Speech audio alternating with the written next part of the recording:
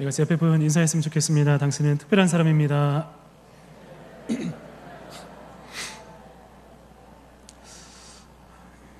예, 특별하십니까? 예, 특별하죠. 뭐가 특별하죠? 예, 믿음을 가진 특별한 사람들입니다. 예전에 제가 도전하고 싶은 그 선극 대본이 있었습니다. 선극 대본이 있었는데 그 선극의 내용이 어떤 내용이냐면 현대를 살아가고 있는 그리스도인, 현대에 살아가고 있는 그리스도인이 로마 박해시대 도미티아누스 황제 시대로 이렇게 속으로 이렇게 거슬러서 흘러가서 겪게 되는 그런 이야기입니다. 감옥에 이렇게 갇히게 되는데, 가서 이제 로마 시대로 가서 감옥에 갇히게 되는데, 그곳에서 이제 믿음을 지키면서 굉장히 이렇게 순교를 마다하지 않는 믿음의 사람들을 만나게 됩니다.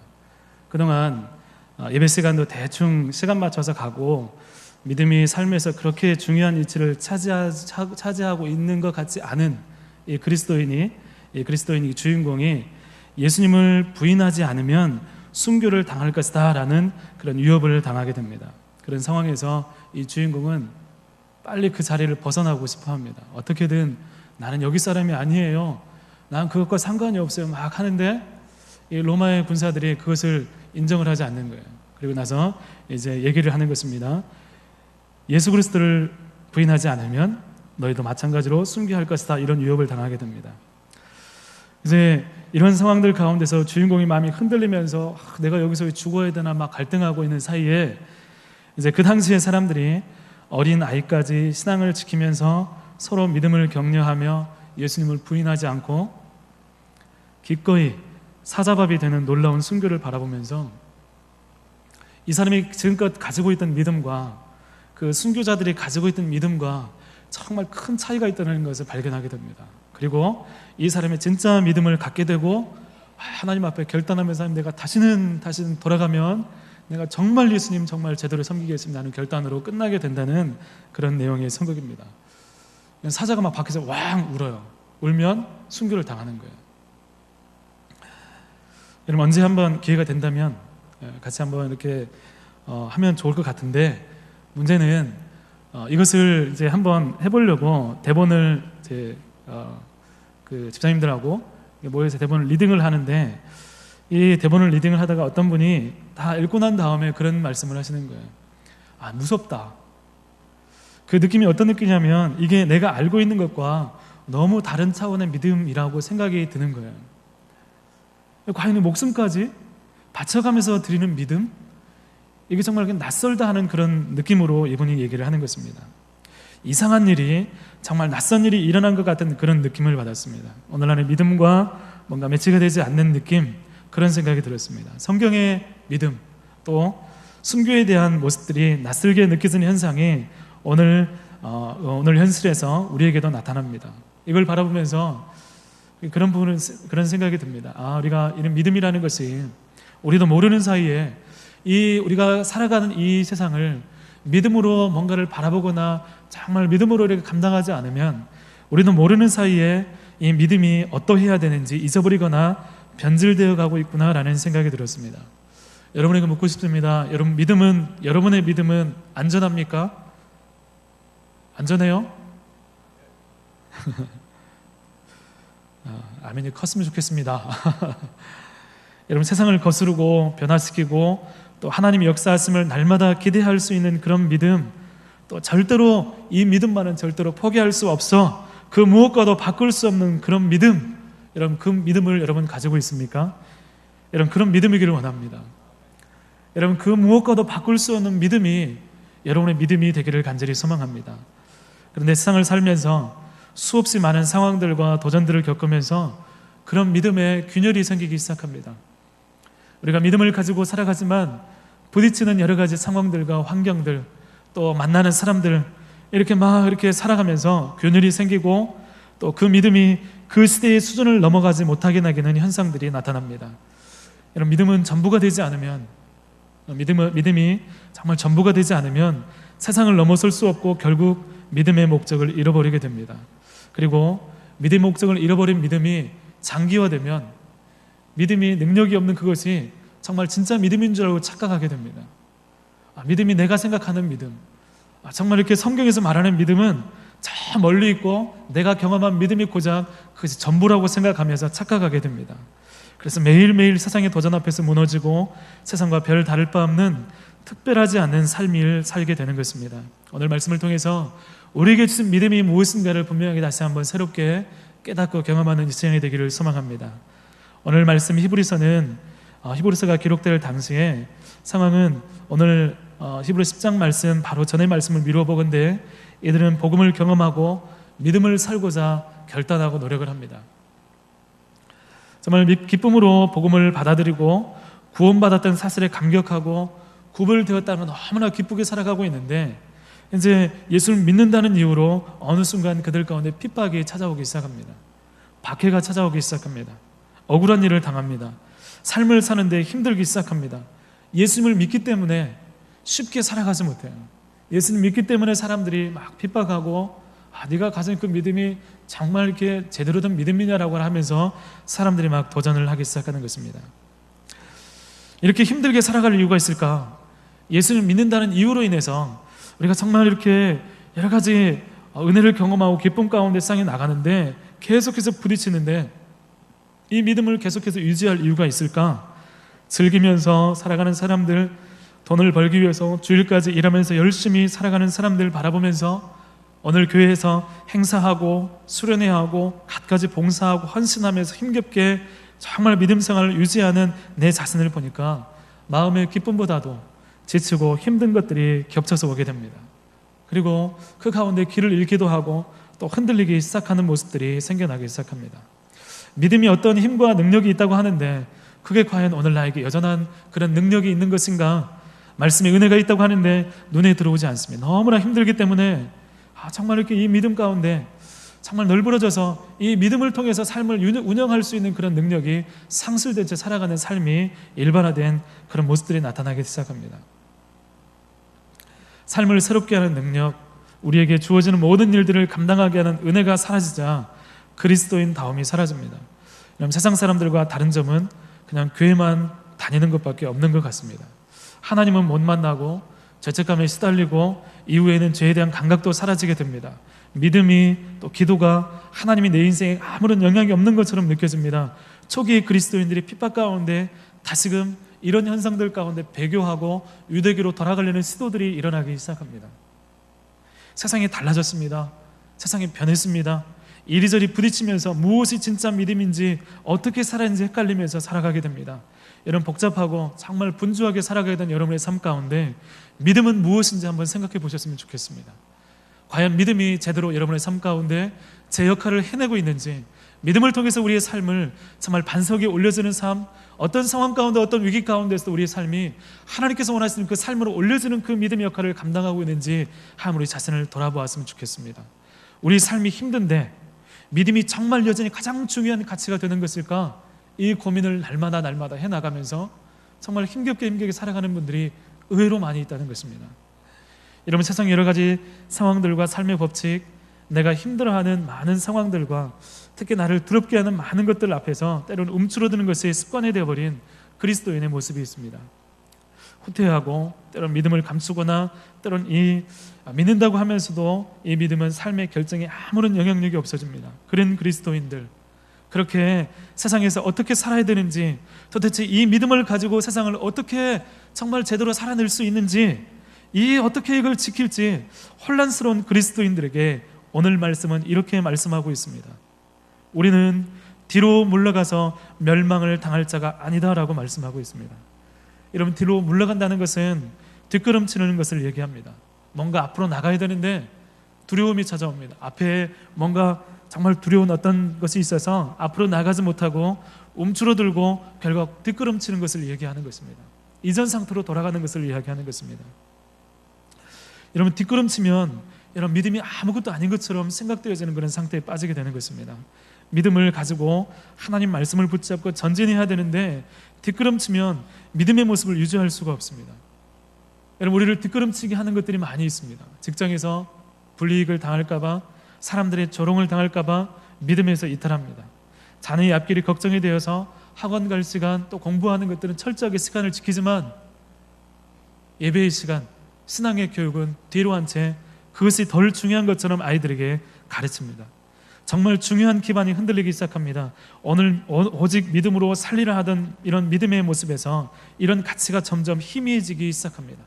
자녀들 가운데 교육할 때도 너에게 바라는 것 한 가지, 네가 정말 예수님을 잘 믿었으면 좋겠어, 정말 예수님만 잘 믿으면 나는 원하는 게 없어, 이렇게 했던 믿음의 모습이 어느 순간 공부 잘해야 돼, 너 앞길 네가 책임져야 돼, 교회는 좀 뒤로 미루라, 너 신앙보다도 너 공부해야지, 이런 생각들이 우리 가운데 먼저 찾아오게 됩니다. 여러분, 이렇게 뒷걸음칠 때 믿음도 함께 후퇴하고 스스로 믿음에 자신이 없는 모습이 되어져 가지게 되는 것입니다. 여러분, 우리가 한 걸음 후퇴하게 될 때 우리도 역시 저 믿음 가운데서 이 믿음의 모습을, 정말 이 믿음의 모습을 유지할 수 없는 그런 모습을 가지게 되는 것입니다. 전에 교회에 있을 때 교회 앞에 그렇게 학생들이 많이 찾아왔습니다. 정말 교회 안으로 들어온 게 아니라 교회 앞에 골목진 곳이 있었습니다. 교회 정문에서 약 한 많아봐야 1.5m 좀 유지 그 골목이 있었는데, 그곳에 와서 학생들이 와서 그 무리를 지어서 담배를 피웁니다. 그 좁은 골목길에서, 그것도 교회 바로 정문 앞에서 담배를 막 피우기 시작합니다. 그렇게 모여 있어요. 왜 교회가 바로 그렇게 앞에 있는데 이 아이들은 왜 와서 담배를 피울까? 이제 무섭지도 않나, 이런 생각이 들었습니다. 근데 그럴 것이, 그곳에서 담배를 피우고 또 여자애들까지 모여서 막 자기들끼리 막 얘기하고 이렇게 하는데도 그 아이들을 이렇게 제지하는 사람이 한 사람도 없는 거예요. 여러분, 그 앞에서, 우리 교회 앞에서 누가 담배 피우고 있으면, 고등학생 교복을 입고 막 담배 피우고 있으면 여러분 어떻게 하시겠습니까? 그냥 지나가시겠죠. 그 모습을 본 많은 사람들이 하면서 지나갑니다. 고개를 흔들면서 지나갑니다. 정말 이렇게 그 아이들의 모습들 가운데서 정말 마음은 신경 쓰이만 다가가지 못하는 거죠. 왜 그럴까? 아마도 누구도 그들에게 뭐라고 하지 않았겠지만 정말 이렇게 그 아이들이 계속해서 오는 거예요. 계속해서 담배 피우고 왔다 가고 이런 일이 계속해서 일어나기 시작합니다. 그래서 제가 보다가 잘 보니까 작년에 친구 추정주를 왔던 친구가 한 명이 있었어요. 그래서 걔를 딱 보고 가서 이야기를 했어요. 보고 나서 이제 딱 보니까 걔는 중학생들이에요. 중학생이 막 담배 피우고 막 거기 모여 있는 거예요. 근데 아무도 뭐라고 하지 않아요. 그래서 제가 가서 얘기를 했습니다. 얘들아, 뭐라고 했을까요? 배고프지? 초코파이 먹어라. 그래서 얘기를 했습니다. 그러고 나서 교회 좀 나와라. 그래서 올 때마다 그냥 지나치지 않고 가서 일부러 가서 얘기를 했습니다. 야, 잘 지냈어? 어디 학교야? 너는 누구야? 이름이 뭐야? 계속 물어봤습니다. 그 애들 교회 나왔을까요? 안 나왔을까요? 안 나왔습니다. 그리고 교회 앞에서 담배를 피는 아이들이 조금씩 사라지기 시작했습니다. 지금 어떤지 잘 모르겠습니다. 제가 얘기하고 싶은 것은 이겁니다. 왜 그토록 많은 사람들이 그 아이들을 보면서 고개를 흔들고 평가하지만 다가가지 않을까를 생각을 합니다. 그 이면에는 내가 뭘 해도 더 이상 나아지거나 달라질 게 없지, 내가 가봐야 막 굳이 나서서 이야기할 필요 있을까? 중학생 좀 험하게 생기긴 했지만 좀 이렇게 바로 교회 앞에서 담배 피고 또 그렇게 무리지어서 이야기하는 그 아이들 바라보면서 내가 할 수 있는 것이 없어, 내가 해봐야 소용이 없어, 말해봐야 소용이 없어, 지나가는 것이, 그냥 지나치는 것이 오늘 우리가 사는 세상이고 그것이 정상이라고 생각을 한다는 거예요. 여러분, 그것이 우리 오늘 살아가는 세상이 되었습니다. 믿음을 가지고 있지만 믿음을 가지고 세상을 변화시키려고 노력하는 것이 아니라 세상의 흐름대로 그냥 맡겨지는 그런 삶을 우리도 마찬가지로 동일하게 살고 있다는 것입니다. 여러분, 그렇게 사람들이 변해갑니다. 믿음의 선택을 하지 않으면 자꾸 우리도 바뀌어지고 변해가게 됩니다. 자신의 경험을 통해서 사람들의 시선에 의해서 자신들이 할 수 있는 일들을 잃어버리고 그 결과 권리를 포기하고 결국 세상에서 흔한 일반 사람이 되어가는 것입니다. 움츠러들고 뒤로 물러서서 믿음이 없는 사람처럼 살아갑니다. 사랑하는 여러분, 예수님은 우리를 그런 사람이 아니라고 말씀하고 있습니다.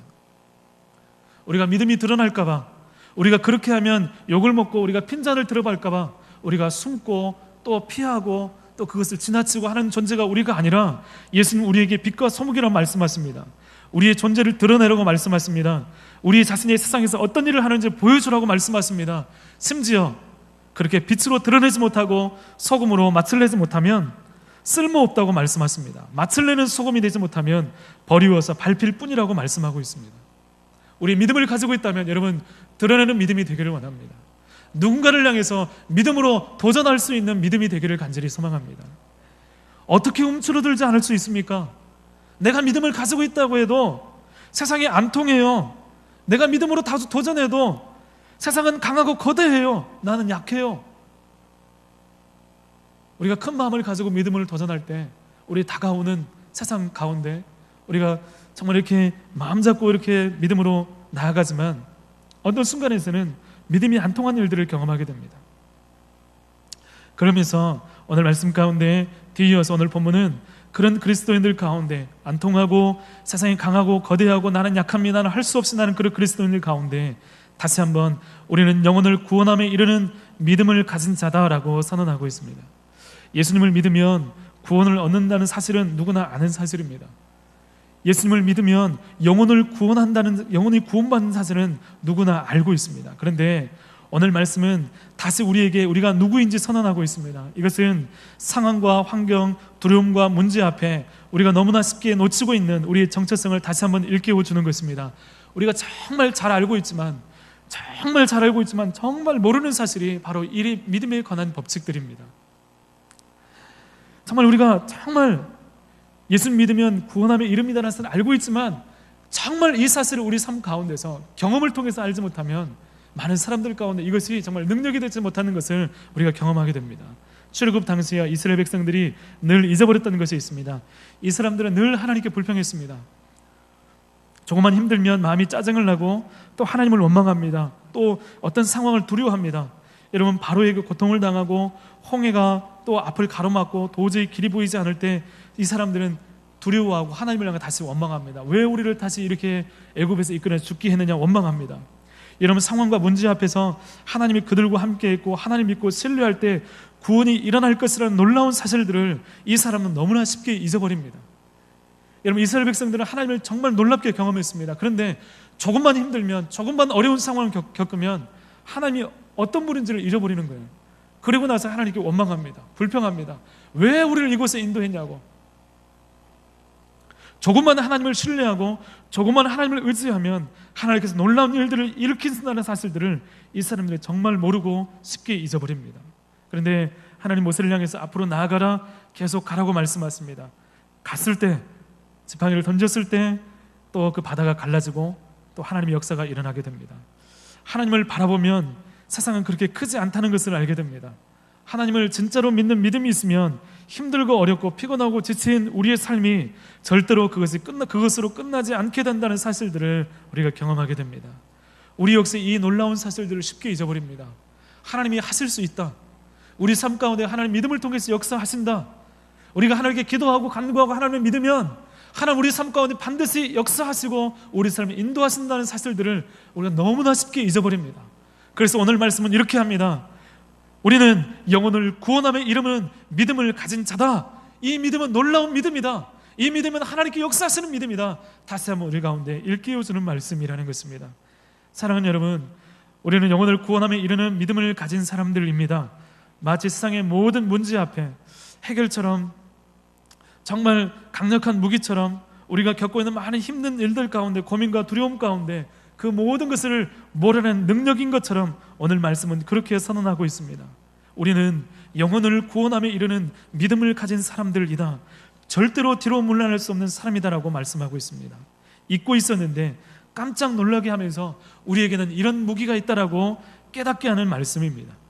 우리가 누구인지 다시 한번 하나님께 다시 한번 하나님을 말씀해 주십니다. 여러분, 깊이 되뇌이고 이 말씀을 여러분이 묵상했으면 좋겠습니다. 다른 것이 필요한 것 같습니다.